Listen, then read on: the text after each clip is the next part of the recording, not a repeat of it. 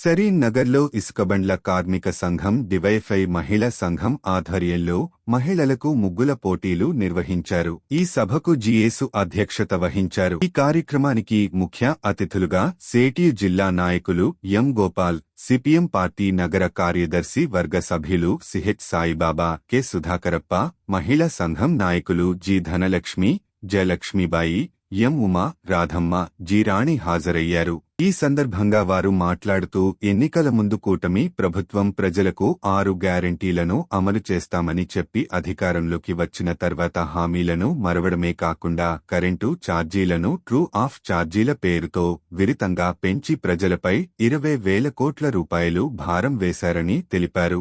ముగ్గుల పోటీలలో మహిళలు ఉత్సాహంగా 65 మంది ముగ్గుల పోటీలు హాజరు కావడం జరిగింది అని తెలిపారు. కార్యక్రమంలో ముగ్గుల పరిశీలనకు మహిళా సంఘం నాయకులు జయలక్ష్మీబాయి, బి సాయి శ్రీ, కె దివ్య విజేతలను ప్రకటించారు. అనంతరం ముగ్గులు వేసిన విజేతలకు బహుమతులు అందజేశారు.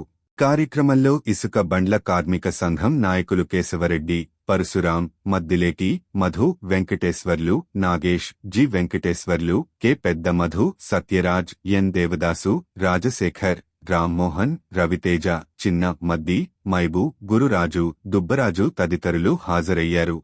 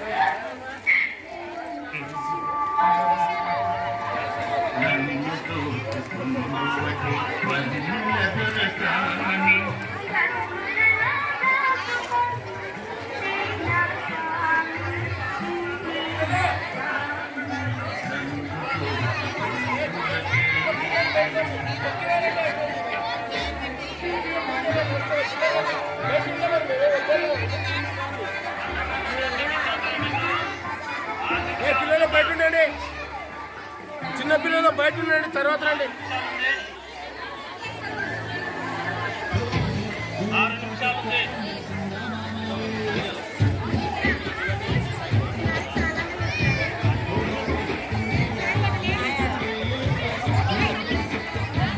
చిన్నపిల్లలు తొక్కుకుంటూ వస్తున్నారండి.